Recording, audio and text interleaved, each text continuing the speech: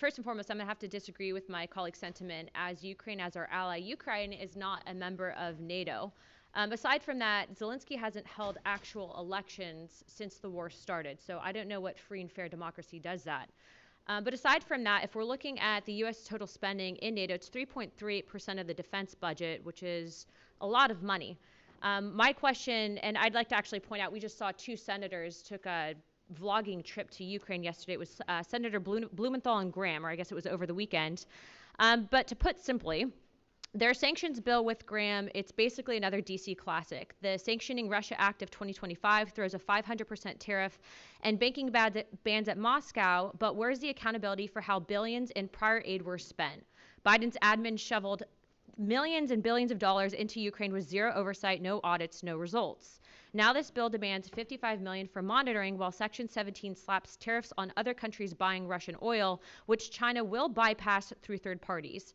Trump's America First policies does not write blank checks. It demands verifiable wins.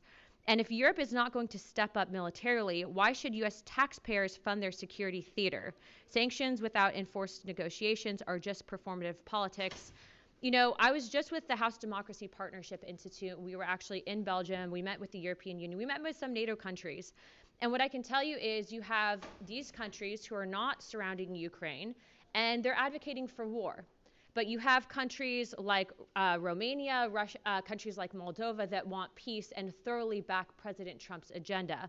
The reason that I bring that up is because I do believe if we continue funding NATO in our current capacity, we are simply making excuses, not forcing them to take a realistic approach at peace negotiations. My first question would be to Mr. Montgomery, if you could just go back and elaborate really quickly on what you had stated in regards to oil. Yeah, right now the Russians are able to ship their fossil fuels in avoidance of the existing sanctions, which both the Biden and Trump administration have in place, by finding third parties. They ship them on illegal shadow ships, and third parties, and you mentioned them, China, India, Turkey, are receiving that.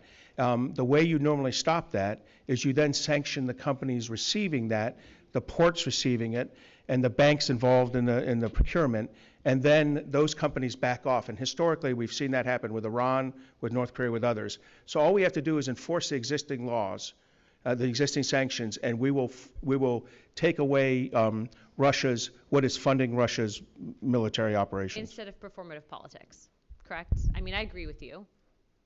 Well, instead of the, yeah, yes. I think you can do that regardless of the sanction bill going on in the Senate. Cool.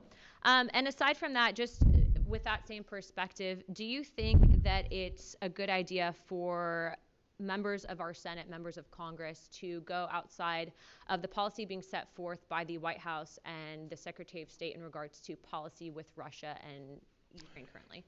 Well, I certainly feel it's fair for senators and congressmen to go on whatever congressional delegations they want. I've supported thousands in my career, and I have no opinion on when Republicans criticize Democratic administrations or Democrat representatives criticize Republican administrations.